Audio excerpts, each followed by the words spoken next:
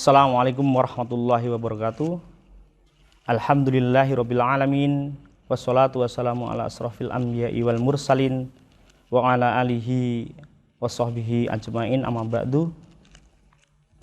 Pemirsa dimanapun Anda berada yang selalu dirahmati oleh Allah Subhanahu wa taala.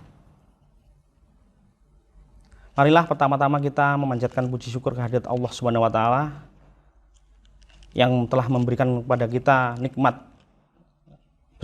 berupa kesehatan, sehingga pada hari ini kita dapat melakukan aktivitas sesuai dengan apa yang kita inginkan dan tanpa ada halangan suatu apapun. Allahumma amin.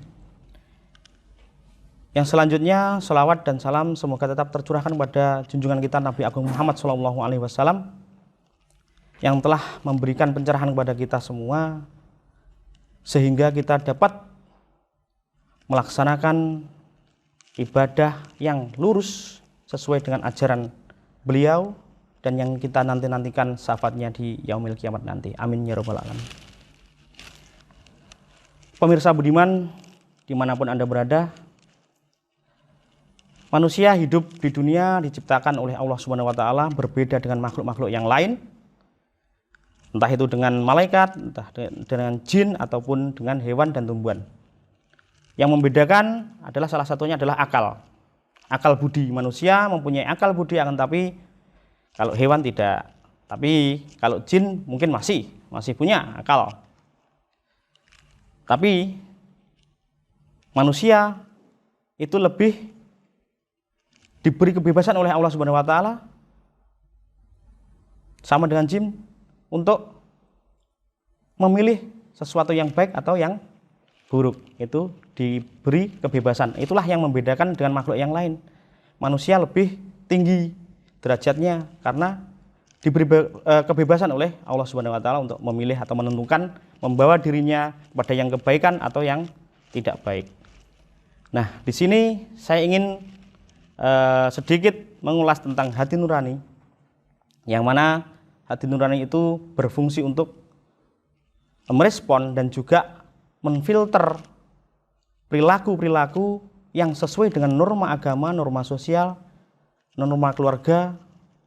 Contoh misal, pada kehidupan kita di setiap hari ini, kita selalu pasti kita akan pernah melakukan atau pernah yang namanya berbuat yang tidak sesuai dengan norma agama. Nah, fungsi dari yang namanya hati nurani itu adalah memfilter, biasanya menolak, biasanya ada gerakan untuk menolak dari hati itu. Nah, ini berarti ini adalah hati nurani. Nah, seperti itu hati nurani itu. Ilmuwan-ilmuwan atau orang-orang psikologi itu biasanya mendefinisikan ada dua, atau mencirikan atau mengklasifikasikan psikologi itu ada dua. Yang pertama adalah yang bersifat retrospektif atau retrospektif. Nah, jadi lebih ke rasanya seperti penyesalan. Jadi ketika ada kita melakukan perbuatan yang tidak sesuai dengan norma di zaman yang dulu atau sudah kita laksanakan lama, hati nurani akan berkata, oh ternyata seperti itu tidak betul. Setelah kita mengetahui bahwasanya itu tidak betul, akhirnya hati nurani akan menolak, akan memohon ampun, pengennya memohon ampun, pengennya bertobat. Nah, ini adalah yang ciri atau sifat yang retrospektif.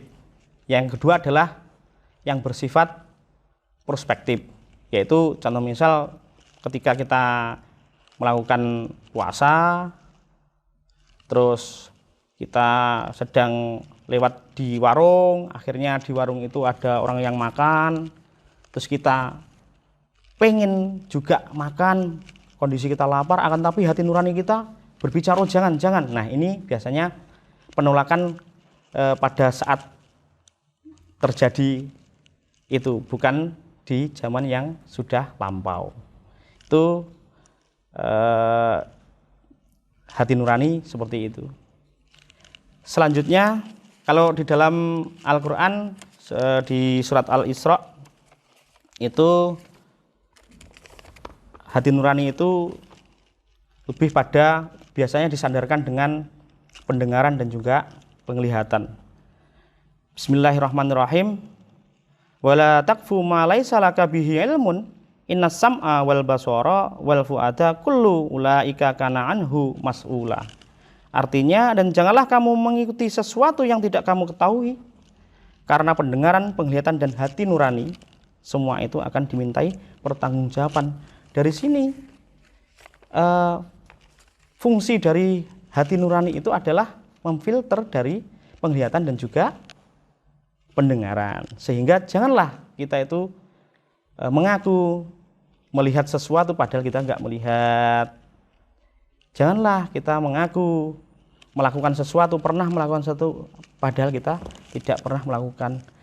Nah, ini biasanya al-afidah itu mengontrol itu biar kita tidak terjerumus pada hal-hal yang tidak sesuai dengan norma agama dan juga norma sosial. Mungkin itu yang bisa saya sampaikan. Semoga meskipun sedikit bisa membawa manfaat pada kita semua. Dan jangan lupa tetap kita semangat untuk menjaga hati nurani kita biar tetap bersih dan juga tetap baik. Demikian dari saya. Akhirnya wallahul muwaffiq ila aqwamit thoriq. Wassalamualaikum warahmatullahi wabarakatuh.